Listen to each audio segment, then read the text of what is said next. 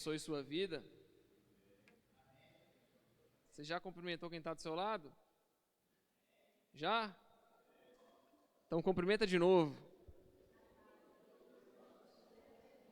Sejam bem-vindos. Deus abençoe nossos visitantes. Amém? Sejam bem-vindos. Quero convidar vocês que trouxeram a Bíblia. Todo mundo trouxe a Bíblia? Trouxe? Amém? Abram a palavra de Deus em Gálatas, capítulo 3, versículo 1 em diante.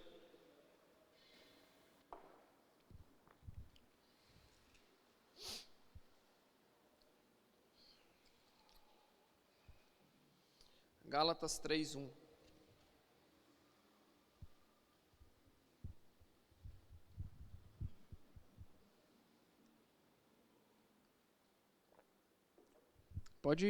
Pede para fechar aquelas portas ali, só para não fazer barulho da rua. As duas.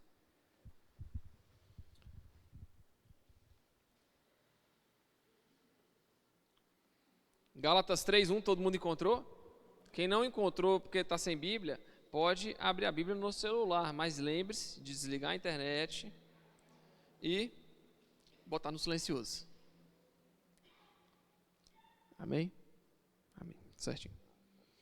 Meus irmãos, nós iremos falar hoje sobre a carta de Paulo à igreja do Senhor Jesus, que estava localizada na Galácia, uma cidade da antiguidade. O próprio nome da carta, ela já diz para quem que ela é, né? É para a igreja de Gálatas. E essa igreja, meu irmão, ela estava passando por um problema. A carta ela é bem curta, eu acredito que se você sentar aí por cerca de 30 minutos do seu dia, você consegue ler essa carta por inteiro. A carta ela não é muito longa, e Paulo, o apóstolo Paulo, que é o autor dessa carta, né? Ele se identifica lá no início. Não precisa ir lá, tá bom? Só vou ler o que está escrito no início, que é o capítulo 1. Capítulo 1, versículo 1 vai falar: Paulo, apóstolo, não da parte de homens, nem por intermédio de homem algum, mas por Jesus Cristo e por Deus Pai que o ressuscitou dentre os mortos, e todos os irmãos meus companheiros, às igrejas da Galácia. Graça a vós outros e paz da parte de Deus, nosso Pai, e do nosso Senhor Jesus Cristo, o qual se entregou a si mesmo pelos nossos pecados, para nos desagarregar desse mundo perverso, segundo a vontade de nosso Deus e Pai, a quem seja a glória pelos séculos dos séculos. Amém. Essa é a introdução que Paulo vai fazer para comunicar a essa igreja. E essa igreja, meu irmão, ela estava passando por um problema. Na época que Paulo tinha ido, juntamente com Barnabé, visitar a cidade de Galácia e a igreja que estava presente lá, né, na cidade, logo em seguida, alguns membros do judaísmo antigo se infiltraram no meio dessa igreja e começaram a pregar um evangelho diferente daquele que Paulo estava pregando.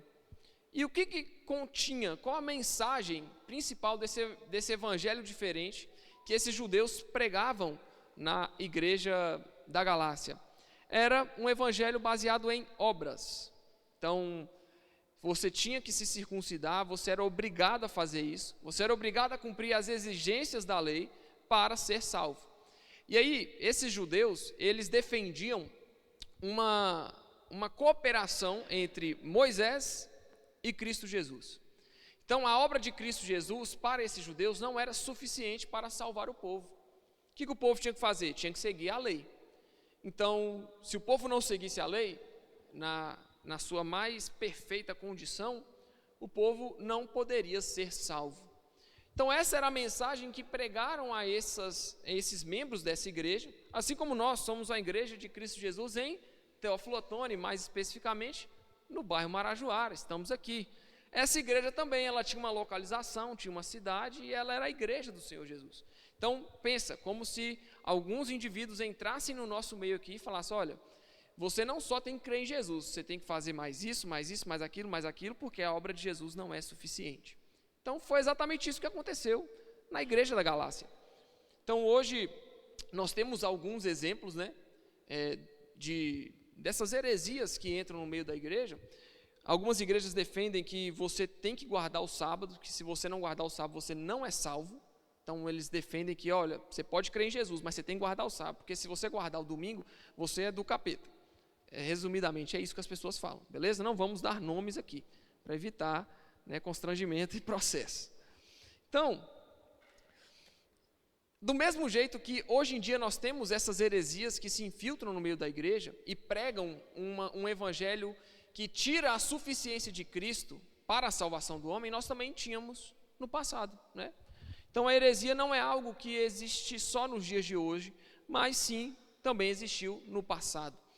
E Paulo dedica essa carta e ele escreve essa carta falando com muita força, né? Ele foca muito nesse ponto da graça do Senhor Jesus e da salvação que vem por meio da graça. Lá em Efésios ele também vai falar que pela graça sois salvos mediante a fé, e isso não vem de vós, é dom de Deus. E Paulo vai pontuar ainda mais específico, não vem de vós para que ninguém se glorie, mas vem de Deus. Ou seja, o ser humano, meu irmão, nós, por nossa força, nós jamais conseguiríamos alcançar a salvação em Cristo Jesus. A grande verdade é que se o Senhor Jesus não tivesse revelado a nós, derramado graça e misericórdia e nos perdoado os nossos pecados, nós jamais poderíamos ter sido considerados justos diante de Deus. Então é uma obra totalmente cristocêntrica e suficiente em Cristo Jesus.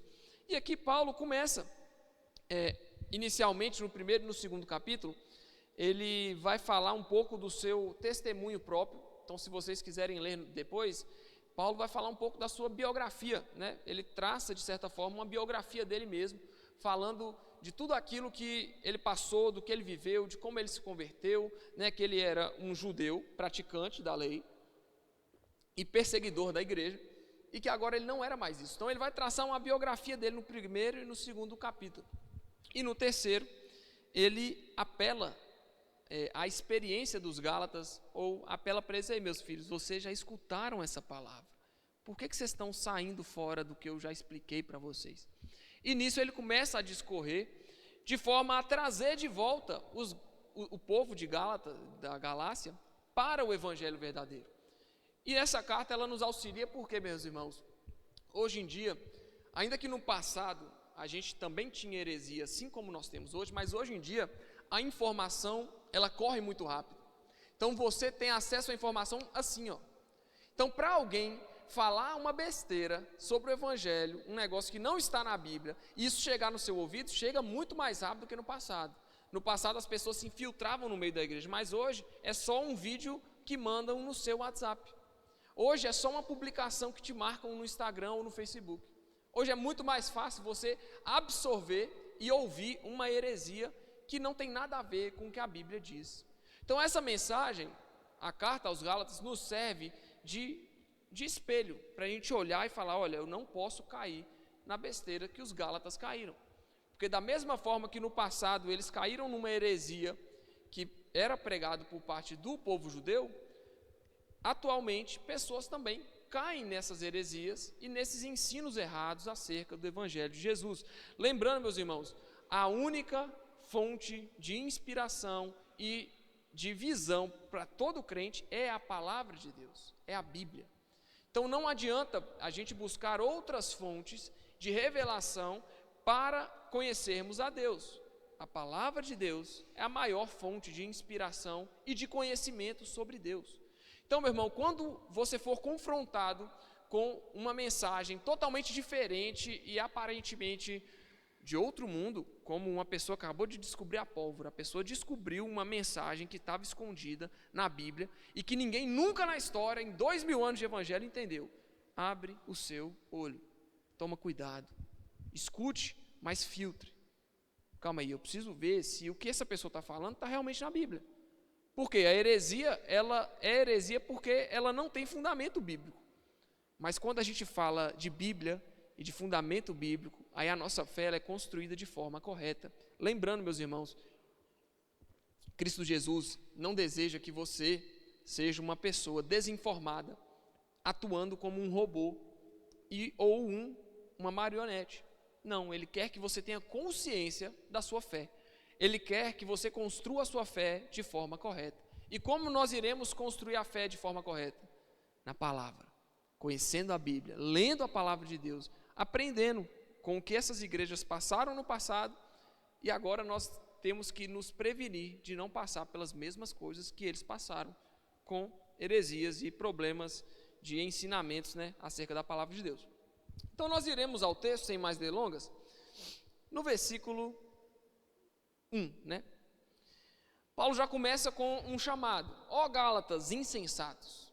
Alguém insensato, meu irmão, é alguém que sabe o que precisa ser feito e não faz.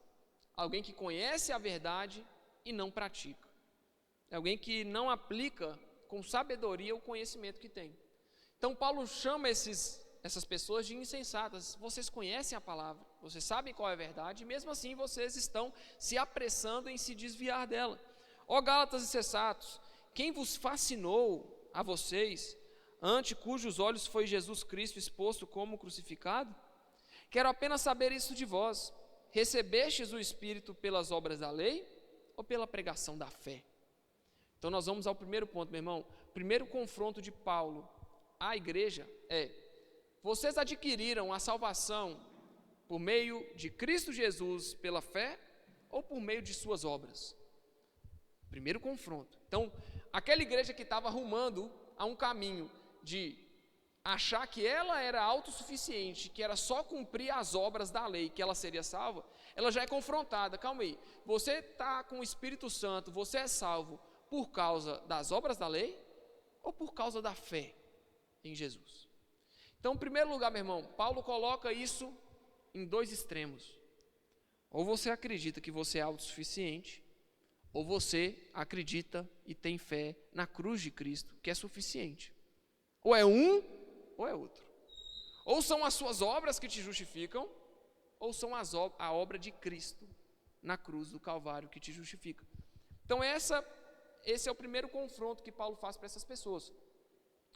Sois assim insensatos que, no versículo 3, tendo começado no Espírito, estejais agora vos aperfeiçoando na carne? O que essas pessoas estavam fazendo? Mais um contraste. Olha bem, Paulo traz assim: a obediência pela fé vem pelo Espírito, mas a obediência da lei, ela vem pela força da carne. Mais na frente, o que Paulo vai falar? A gente conhece, Gálatas 5:20 vai falar sobre os frutos do Espírito e as obras da carne. Então, antes de falar sobre aquilo, Paulo já traz para cá e fala: vocês foram salvos pela fé ou pela obediência da lei? E em segundo lugar, vocês são insensatos dessa forma, que vocês começaram a caminhada crendo na fé, recebendo, agora tendo começado no Espírito, agora vocês estão aperfeiçoando a carne de vocês? Vocês estão aperfeiçoando o que é de ruim em vocês?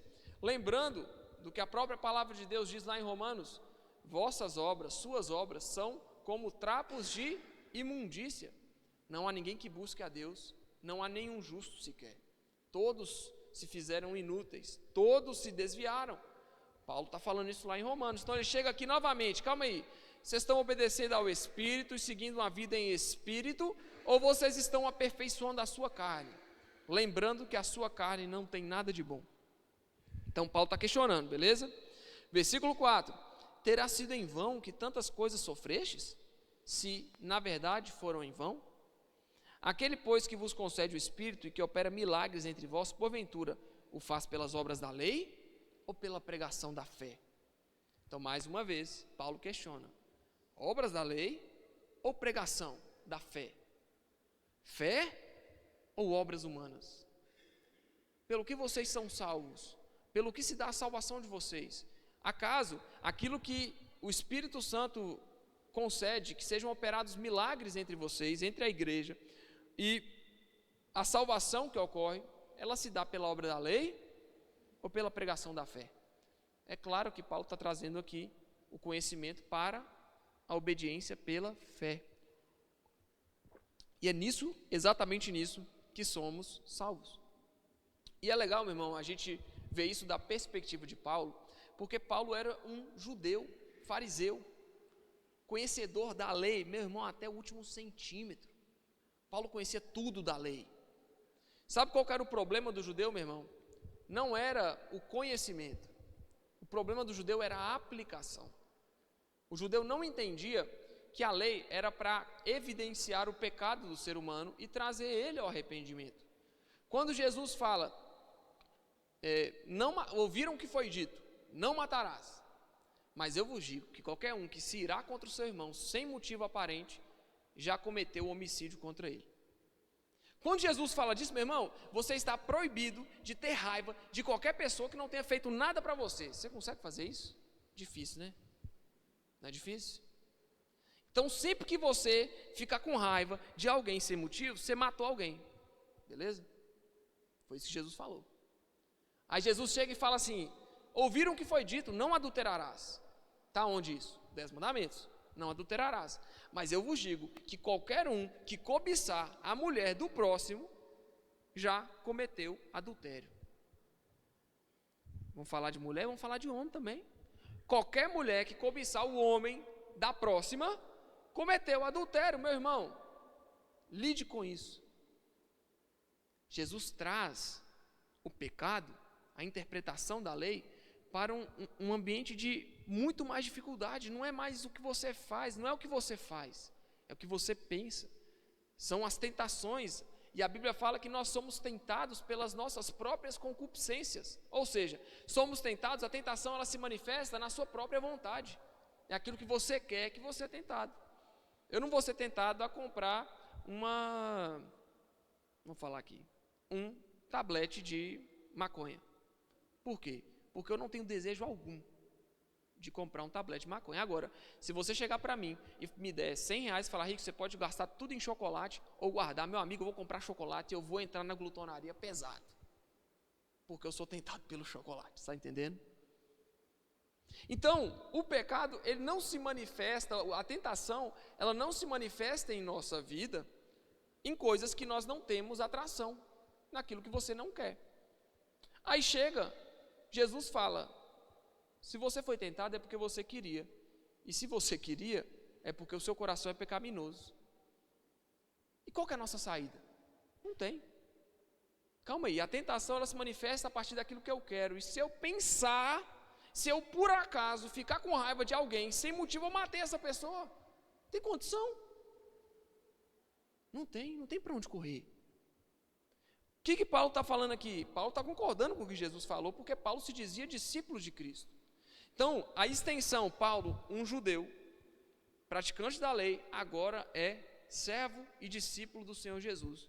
E ele está brigando aqui com o povo da Galácia justamente por causa da obediência da lei e da justificação pela fé. Ele está exatamente nesse ponto de, o judeu queria, o que eles queriam chegar lá e falar: olha, não adulterarás, cumpra a lei. E aí as pessoas ficavam lá relutando, suprimindo a sua vontade, falando: olha, eu estou sendo justificado, eu vou ser salvo, porque eu não estou adulterando. Mas Jesus fala que só do cara pensar na mulher do outro e cobiçar em seu coração, ele cometeu adultério. Então aquela justificação que ele achou que ele estava sendo justificado, não deu, porque ele pecou quando ele pensou. Esse é o padrão que Jesus traz de realidade, de aplicação da lei.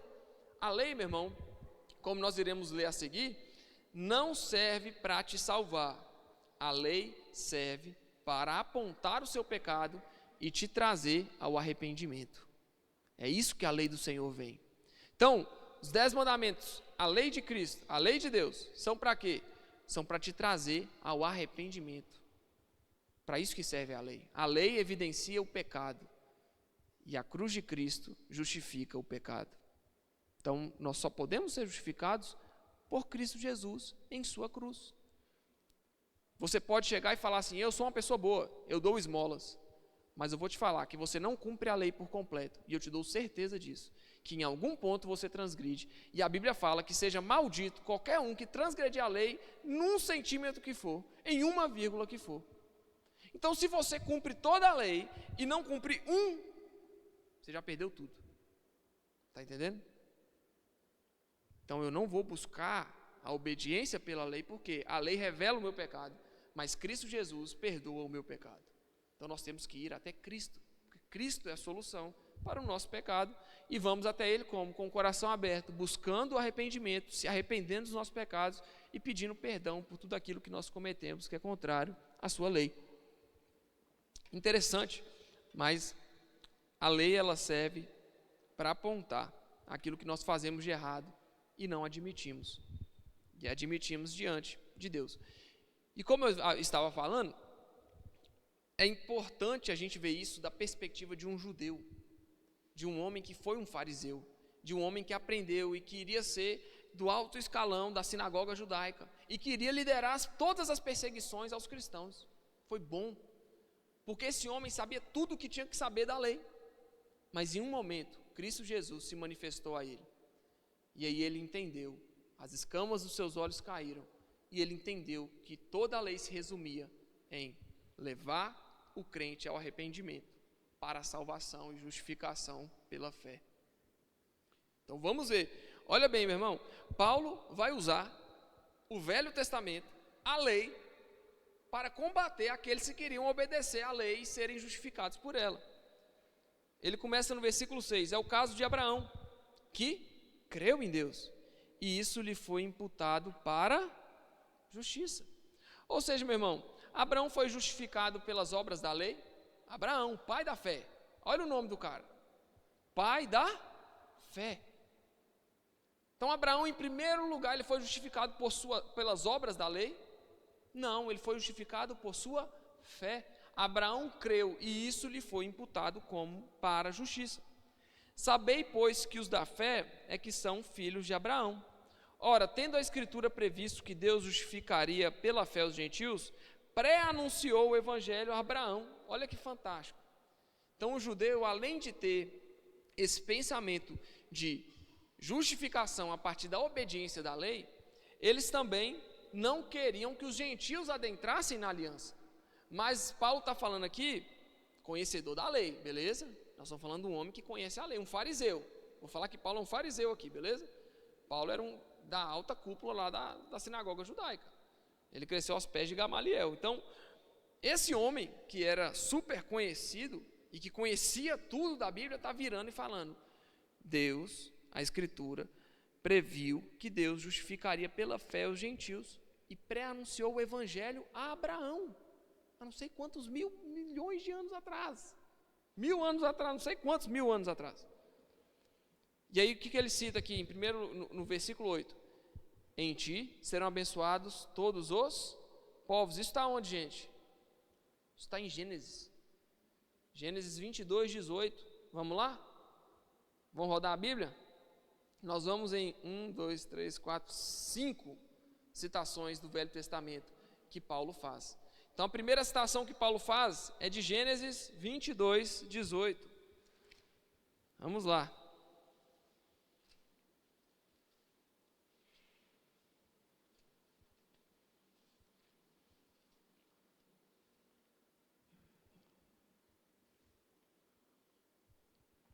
Nós vamos inicialmente no 15, só para a gente entender o contexto.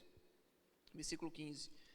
Então, do céu bradou pela segunda vez o anjo do Senhor a Abraão, e disse, jurei por mim mesmo, diz o Senhor, porquanto fizeste isso e não me negaste o teu único filho, que deveras te abençoarei e certamente multiplicarei a tua descendência como as estrelas dos céus e como a areia na praia do mar. A tua descendência possuirá a cidade dos seus inimigos. Nela serão benditas todas as nações da terra, porquanto obedeceste a minha voz. Então voltou Abraão a seus servos e juntos foram para Berseba, onde fixou residência. Aqui é logo após Deus pedir o sacrifício a Abraão do seu filho Isaque. Então,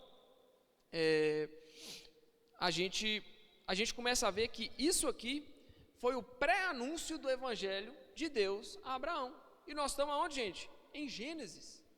Então, em Gênesis, o povo judeu não viu, mas Paulo, um bom entendedor da lei, falou, Deus anunciou o Evangelho de salvação ao gentio, pela fé, lá em Abraão. Gentio não tinha aliança com o povo de Israel, mas Deus falou que mediante Abraão, mediante você, todas as nações da terra serão benditas. Então, vamos voltar lá, Gálatas 3. Gálatas 3:8. Voltou todo mundo? Gálatas 3:8. Ora, tendo a Escritura previsto que Deus justificaria pela fé os gentios, pré-anunciou o Evangelho a Abraão. Aí Paulo bota uns 2 pontos aqui. Esses 2 pontos é uma citação que ele ia fazer. Então ele fez a citação de Gênesis 22, 18. Em ti serão abençoados todos os povos da terra. Versículo 9. De modo que os da fé são abençoados com o crente Abraão. Todos quantos, pois, são das obras da lei, estão debaixo de maldição. Porque está escrito, aonde, gente? Maldito todo aquele que não permanece em todas as coisas escritas no livro da lei para praticá-las. Isso Paulo está citando. Onde é que está isso? Deuteronômio 27, 26. Abre lá. Deuteronômio 27, 26. Deuteronômio, o quinto livro da Bíblia.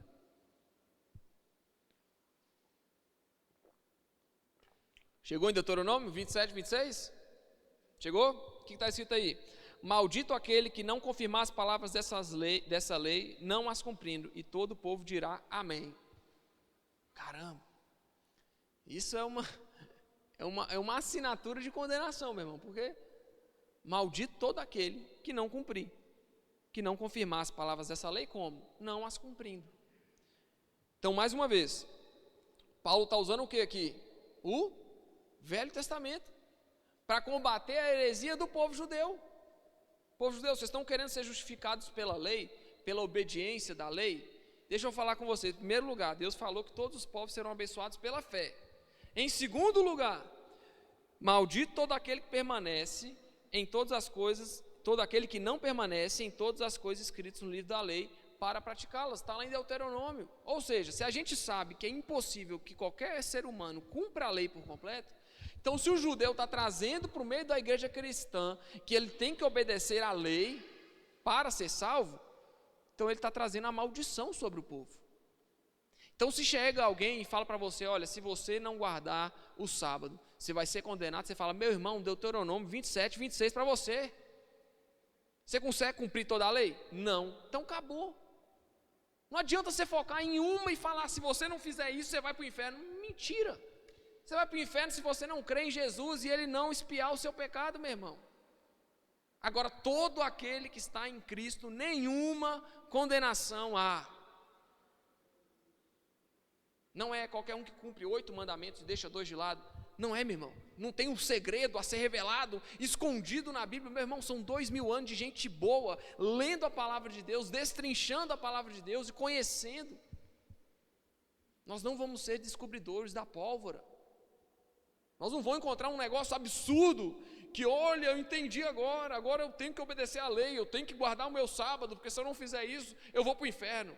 Mentira. Não vai. Não vai.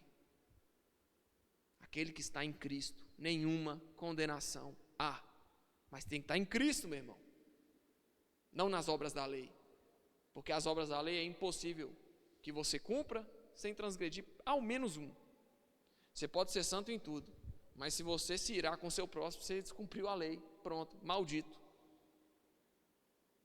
Se você guarda o sábado, beleza, bonitinho, legal, mas aí você foi lá, viu uma mulher bonita passando e falou, que mulher bonita, pronto, está no inferno agora, maldito, porque você descumpriu a lei em um ponto, e Jesus falou, se você cobiçar no seu coração, você já cometeu adultério. Se você se irá com o seu próximo sem motivo, você já cometeu homicídio. Então não tem para onde correr, meu irmão, só para Cristo, só para Cristo. Paulo está citando o Velho Testamento para combater a heresia no Novo, a heresia na Nova Aliança. Então esse é o primeiro ponto. Agora o segundo ponto, versículo 11, olha bem, ele continua citando para combater a heresia do povo, olha bem. E é evidente que pela lei ninguém é justificado diante de Deus, porque o justo viverá pela... Onde é que está isso, gente? Onde está isso? No Velho Testamento? Abacuque 2,4, vai lá em Abacuque. Abacuque 2,4. Sem olhar no índice, hein, gente? Eu falo com os meninos ali dentro da salinha, sem olhar no índice. Abre Romanos aí, sem olhar no índice.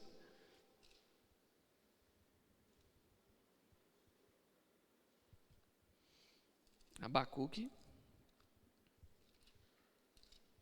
2,4, a resposta do Senhor.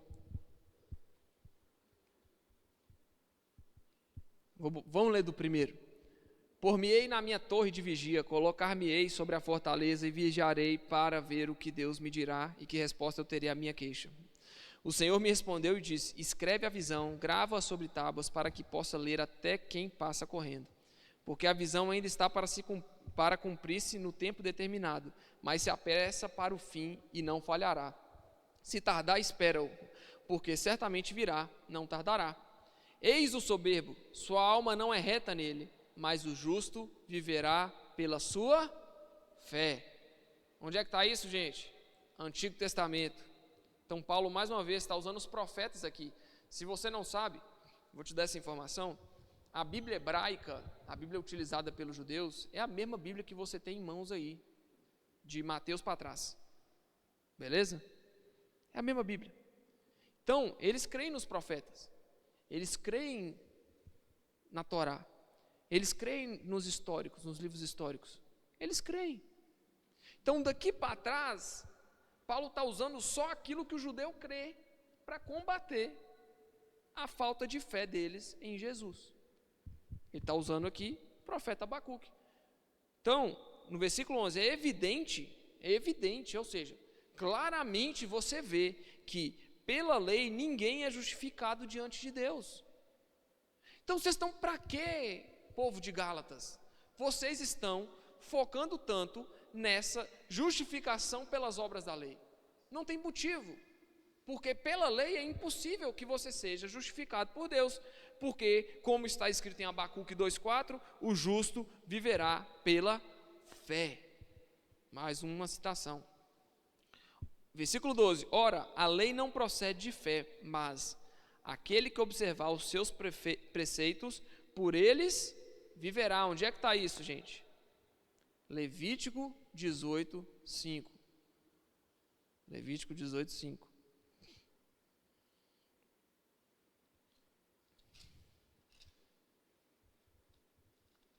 Levítico 18, 5. Disse mais o Senhor a Moisés: fala aos filhos de Israel e dize-lhes: eu sou o Senhor vosso Deus. Não fareis segundo as obras da terra do Egito em que habitastes, nem as fareis segundo as obras da terra de Canaã, para a qual eu vos levo, nem andareis nos seus estatutos. Fareis segundo os meus juízos e os meus estatutos guardareis, para andardes neles. Eu sou o Senhor vosso Deus. Portanto, os meus estatutos e os meus juízos guardareis, cumprindo-os, o homem viverá por eles. Eu sou o Senhor. Então, mais uma citação que Paulo faz do Antigo Testamento para combater a heresia judaica contra a igreja da Galácia. Versículo 13. Cristo nos resgatou da maldição da lei, fazendo-se Ele próprio maldição em nosso lugar. Porque, mais uma vez, está escrito: maldito todo aquele que for pendurado em madeiro. Onde é que está isso? Deuteronômio 21, 23. A última citação de Paulo.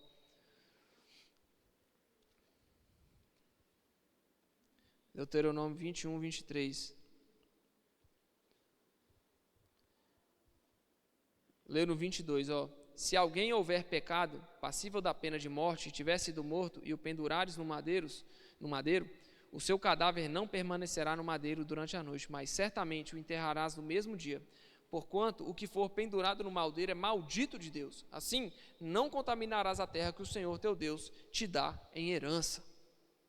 Então, quando Paulo vem falando sobre a morte histórica de Jesus na cruz, ele cita que maldito é todo aquele que for pendurado no madeiro. Então ele está mostrando que Cristo Jesus verdadeiramente levou sobre si os nossos pecados. E somente por ele nós alcançamos a justificação pela fé. Então no versículo 13, olha bem, Cristo nos resgatou da maldição da lei. Porque em primeiro lugar, eu não consigo praticar a lei toda. Em segundo lugar, é evidente que pela lei ninguém é justificado. O justo viverá pela fé. E em terceiro lugar, está lá em Deuteronômio: maldito todo aquele que for pendurado no madeiro. Então, se nós não conseguimos cumprir a lei por inteiro, se nós temos que viver pela fé, porque o justo vive pela fé, e em terceiro lugar, maldito todo aquele que for pendurado no madeiro, Paulo está traçando aqui a linha que o pessoal da Galácia tinha que seguir. Meus irmãos, vocês não conseguem cumprir a lei toda. Então, se vocês não cumprem a lei toda, vocês são o quê? Que a Bíblia está falando aqui? Malditos. Maldição seja sobre todo aquele que não cumpre a lei por inteiro. Beleza. Mas, Abacuque fala lá, o profeta Abacuque, recebeu a profecia de que o justo viveria pela fé. Então, beleza. Então, se eu não consigo cumprir a lei, eu sou maldito. Se eu tento cumprir a lei e não consigo cumprir ela por inteiro, então, eu tenho que buscar a fé. E onde que eu busco a minha fé? Naquele que recebeu a maldição em meu lugar, Cristo Jesus. Maldito todo aquele que for pendurado no madeiro. Por quê? Todo aquele que cometer um crime, ele está falando de crime lá em Deuteronômio, todo aquele que cometesse um crime, que era passível de pena de morte, e fosse pendurado no madeiro, essa pessoa seria maldita de Deus. Seria maldito. Por quê? Cometeu um crime e foi pendurado em uma haste de madeira, que seja, não fala cruz, fala madeiro, beleza? Mas Cristo Jesus lá virou depois, futuramente, virou a cruz, essa morte, né, que representava maldição. Então era uma pessoa que cometeu um crime muito severo e passível de pena de morte, segundo a lei. Então, se você não cumpre a lei, meu irmão, você estava sendo amaldiçoado por ela e por Deus, porque Deus exige o cumprimento da lei perfeita. Mas como o ser humano não consegue cumprir a lei perfeita, Deus, desde Gênesis, lá em Abraão, já prometeu Cristo Jesus para todo aquele que nele crê, não pereça, mas tenha vida eterna. Então, meu irmão, nossa vida já está resolvida desde Gênesis, desde o início, porque a própria palavra de Deus nos garante que Ele é o alfa e o ômega. Ele cuidou lá no início e no final Ele está cuidando. Então, por que esse povo estava buscando, pelo amor de Deus, por que esse povo estava buscando as obras da lei? Não faz sentido. Eles não seriam justificados pelas obras da lei, porque eles não conseguem cumprir a lei por inteiro, e se eles não fazem isso, eles são malditos. Então, Cristo Jesus se fez maldito por nós, para que nós recebêssemos a salvação nele. Então, no versículo 14, Paulo vai continuar. Ele vai dar continuidade no que ele estava falando antes, né? Então, no versículo 13, ele falou: Cristo nos resgatou da maldição da lei, fazendo-se ele próprio maldição em nosso lugar, porque está escrito: maldito todo aquele que for pendurado em madeiro. Para o quê? Para que a bênção de Abraão chegasse aos gentios em Jesus Cristo, a fim de que recebêssemos pela fé o Espírito prometido. Então, o Espírito que da parte de Deus foi prometido à sua igreja, ele é recebido por meio de obras ou por meio de fé? Por meio da fé. O que foi prometido a Abraão, e Abraão recebeu a justiça de Deus, e isso foi imputado como justiça para Abraão, foi a obediência de uma lei que seria criada 430 anos depois, ou pela fé? A lei, meu irmão, ela é criada pós Abraão. Então, na época de Abraão, não tinha tábua da lei. Não tinha. Deus se manifestava, a sua justiça, os seus preceitos, através da natureza. Era uma revelação geral que Deus fazia. Então, não tinha uma Bíblia que Abraão seguia. Abraão creu na manifestação sobrenatural de Deus. E isso lhe foi imputado como justiça. Então, uma promessa que foi feita antes da lei, como que ela depende da lei para ser cumprida? Em primeiro lugar. Paulo vai falar sobre isso. Olha bem, irmãos, versículo 15. Falo como homem. Ainda que uma aliança seja meramente humana, uma vez ratificada, ninguém a revoga ou lhe acrescenta coisa alguma. Ora, as promessas foram feitas a Abraão e ao seu descendente, Isaque. Não diz e aos descendentes, como se falando de muitos, porém, como de um só, e ao teu descendente, que é Cristo. Então, por muito tempo, a gente tratou Isaque como uma descendência de Abraão. Então, Abraão e Isaque. Abraão, sobre você vai ser bendita todas as famílias da terra. Você consegue olhar para as estrelas do céu e contá-las? Não. Sua descendência vai ser como ela. Você consegue olhar para a areia do mar, os grãos de areia do mar, e consegue contá-los? Não. Sua descendência vai ser como essa. E aí a gente sempre atrela. Abraão, quem? Quem é descendente de Abraão? Isaque. Só que Paulo está falando para a gente que não é Isaac. Paulo está falando que a descendência de Abraão é Jesus. Vamos ler de novo? As promessas foram feitas a Abraão e ao seu descendente. Versículo 16, vamos comigo. Não diz e aos descendentes como se falando de muitos, porém como de um só. E ao teu descendente, que é quem? Quem que é? Está escrito aí, versículo 16. E ao teu descendente, que é Cristo. Então a descendência que Deus promete a Abraão, Abraão pensa que é Isaac, na verdade é Jesus. Então Jesus é a descendência de Abraão, que pela fé nós somos feitos filhos de Abraão, filhos da aliança, filhos da promessa, mas não por causa de Abraão, por causa de Jesus. Porque a palavra veio para quem? Os gentios, eu e você, meu irmão. Não sei se você é descendente de judeu, mas talvez você não seja. Você é crente não por causa da descendência judaica, você é crente por causa da fé em Jesus, que é a descendência de Abraão. E digo isto, uma aliança, versículo 17, já anteriormente confirmada por Deus, a lei, que veio 430 anos depois, não pode abrogar de forma que venha a desfazer a promessa. Então a aliança veio, as tábuas da lei, dadas a Deus por parte de Moisés, veio ao povo de Deus 430 anos depois da promessa que Deus tinha feito a Abraão. Então, a lei não pode cancelar ou abrogar de forma que venha a desfazer a promessa que Deus fez a Abraão. Então as pessoas podem chegar e falar, não, eu tenho que obedecer à lei, mas calma aí, teve uma promessa que foi feita pela fé a Abraão, não sei quantos mil anos atrás, 430 anos antes, certo? Da lei, voltando para Abraão, 430 anos de diferença, foi feita uma promessa. Versículo 18, preste bastante atenção, meu irmão. Essas explicações que Paulo faz é um negócio fantástico, fantástico. Se você parar, meu irmão, chega em Romanos, Paulo dá tanta volta para falar, para explicar, mas se você prestar atenção, você vai pegar de um jeito que você vai falar, meu Deus, incrível. Então preste atenção, versículo 18, porque se a herança provém de lei, já não decorre da promessa, beleza? Por quê? Porque a promessa provém da fé e não da lei. Então a justificação, peraí, fé, lei, mais uma vez.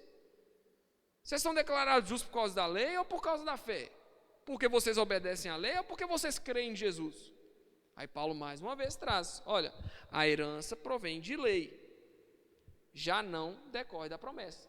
Então a herança que Cristo Jesus veio dar a nós, a partir da promessa de Deus, das nações, de ser pai de multidões a Abraão, de olhar para o céu e ver as estrelas do céu e poder contar, ou a areia do mar, essa promessa, essa herança não foi feita baseada na lei, mas foi feita baseada na fé. Versículo 18, se a herança provém de lei, já não decorre de promessa, mas foi pela promessa que Deus a concedeu gratuitamente a Abraão. Versículo 19, qual, pois, a razão de ser da lei? Então aqui nós vamos para o questionamento, que eu falo que é o cerne de tudo, né? É o cerne de entender a justificação pela fé, como que ela funciona. Qual, pois, a razão de ser da lei? Ou, por que a lei existe? Qual, pois, a razão de ser da lei? No versículo 19, foi adicionada por causa das transgressões, ou pecados, até que viesse o descendente a quem se fez a promessa, e foi promulgada por meio de anjos pela mão de um mediador. Ora, o mediador não é de um, mas Deus é um. É porventura a lei contrária às promessas de Deus? De modo nenhum, porque se fosse promulgada uma lei que pudesse dar vida, a justiça, na verdade, seria procedente da lei. Mas a Escritura encerrou tudo sobre o pecado, para que, mediante a fé em Cristo Jesus, fosse a promessa concedida aos que creem, ou seja, baseado na fé. Então, se quando a gente vai lá e lê, todos se desviaram, Não há ninguém que busque a Deus. Isso está lá em Salmos, meu irmão. Só me fugiu qual Salmos que está. Não há ninguém que busque a Deus. Não há um justo sequer. Todos se tornaram inúteis. Paulo cita isso em Romanos. Quando a gente vai para essa explicação, a gente começa a entender que a lei não foi feita para que eu obedecesse, para eu ser salvo. Eu tenho que crer em Jesus. E naturalmente a fé em Cristo, ela exige umas mudanças de comportamento, porque a fé sem obras é morta. Mas eu não vou obedecer à lei para ser salvo. Eu vou crer em Cristo e porque eu fui salvo, eu obedeço. Dá para entender? A evidência da sua salvação é quem você se torna depois de ser salvo. Então uma pessoa, Rickson, então você está falando de obras, de obediência, de tal. Uma pessoa que vem para a igreja, se batiza, se converte, começa a proclamar a fé em Jesus e não muda as suas atitudes, ela foi salva? Não. Quando alguém é salvo, naturalmente essa pessoa muda as suas atitudes. Por quê? Porque agora ela não vive mais para agradar aos homens ou agradar a sua própria vontade, mas para agradar a Deus. Então eu não obedeço a Deus para ser salvo, porque eu não consigo obedecer a Deus e por minha própria justiça ser considerado justo. Eu obedeço a Deus porque Deus me concede a graça de obedecê-lo e me salvou. Dá para entender isso? Sim ou não, gente? Sim ou não? Então, a lei não é contrária às promessas de Deus, mas a lei serve para nos apontar o nosso pecado e nos convidar ao arrependimento, nos chamar ao arrependimento sincero. A Escritura encerrou tudo sobre o pecado, falando que não há nenhum justo, ninguém que busque a Deus. Então, se não há nenhum justo, ninguém que busque a Deus, como que nós vamos ser justos? A partir da fé em Cristo Jesus. Como que o povo judeu, uma pergunta que eu não sei se vai surgir na sua cabeça, mas é bom falar. Antes de Jesus, como que o povo era salvo? Pela obediência da lei? Não, a lei é para apontar o pecado, né? Se hoje nós somos salvos pela fé no Jesus que veio e nos salvou, antigamente os povos eram salvos pela fé no Messias que viria. Então eles criam nas promessas que eram feitas para eles e andavam nos mandamentos do Senhor, compartilhando da aliança, crendo no Messias que ia vir, Jesus. Muitos que andavam nesse caminho, quando Jesus veio, não creu em Jesus. Pelo contrário, crucificaram ele numa cruz. Mas a fé era manifestada dessa forma. Eles criam no Messias que viria. E no versículo 23, mas antes que viesse a fé, estávamos sob a tutela da lei e nela encerrados. Você consegue pensar nisso? Antes de vir a fé em Cristo, nós estávamos debaixo da tutela do ensinamento, da cobertura da lei. E nela encerrados. Você não consegue cumprir a lei, lide com isso. Beleza? Para essa fé que de futuro haveria de revelar-se. Então foi o que eu acabei de falar com vocês. As pessoas estavam debaixo da tutela da lei, mas estavam encerrados nela, para essa fé que de futuro haveria de revelar-se. Em quem? Qual fé que haveria de revelar-se para nós? Cristo Jesus, para nos salvar. Versículo 24, de maneira que a lei nos serviu de aio. Alguém sabe o que essa palavra significa? Aio. Na sua Bíblia está assim também? Aio, tá? Alguém sabe o que significa aio? Quando você chega diante, meu irmão, o celular hoje ajuda demais. Quando eu chego diante de uma palavra que na Bíblia que eu não sei o significado, eu vou no grupo e coloco assim, no Google, aio, significado, meu irmão, aparece tudo para você na hora. Então sempre que você tiver com a dúvida do que aquela palavra significa, vá no Google e procura, meu irmão. Beleza? Faça como eu. Eu não conseguia me lembrar das passagens do Velho Testamento que Paulo estava citando. O que eu fiz? Fui no Google, meu irmão. Todas as soluções estão lá. Glória a Deus por isso, pela tecnologia. Então, estávamos sob a tutela da lei e nela encerrados e tal. Versículo 24, de maneira que a lei nos serviu de aio para nos conduzir a Cristo, a fim de que fôssemos justificados por fé. Mas, tendo vindo a fé, já não permanecemos subordinados ao aio, que é o quê? Tutor. O significado da palavra aio é tutor, é alguém que te ensina, que te instrui. Uma pessoa que quando você era pequeno ia te ensinando qual caminho você deveria de andar, o que você tinha que fazer. Então, o aio é um tutor. Já não é, eu não acho que é tanto da nossa cultura ter um tutor, né? Geralmente os nossos tutores são os nossos pais, avós, tios, quem nos cria. Mas antigamente tinha um tutor, uma pessoa que ajudava aquela criança a seguir na vida. Então, quando a fé em Jesus veio, nós não permanecemos subordinados à lei mais, porque agora nós temos em quem crer. Pois todos vós sois filhos de Deus mediante a fé em Cristo Jesus. E aí Paulo vai direto no assunto. Vocês são feitos filhos de Deus mediante a fé. Porque todos quantos fostes batizados em Cristo, de Cristo vos revestiram. Dessarte não pode haver judeu nem grego, nem escravo nem liberto, nem homem nem mulher, porque todos vós sois um em Cristo Jesus. E se sois de Cristo, também sois descendentes de Abraão e herdeiros segundo a promessa. Então tudo, meu irmão, vai finalizar nisso. Jesus deixa claro para mim e para você, Paulo deixa claro para mim e para você, de que não tem como a gente ser considerado justo, a não ser pela fé em Jesus. Amém? E nós vamos tratar, semana que vem, o que é ter fé em Jesus, meu irmão. Aí as complicações, as compilações, tudo do que é ter fé em Jesus. Não é só falar, eu te aceito, Senhor. Não é só isso não, meu irmão. Não é só isso não. Beleza? Já vou te adiantando, spoiler. As pessoas que chegam para você e falam, eu creio em Deus, eu vou na igreja, meu irmão. Não é bem assim não.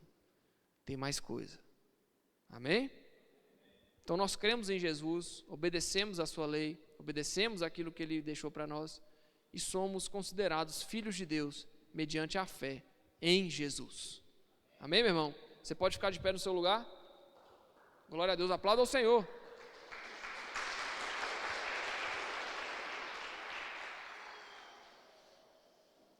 Que você se sinta encorajado por essa mensagem, a permanecer na sua fé e a defendê-la.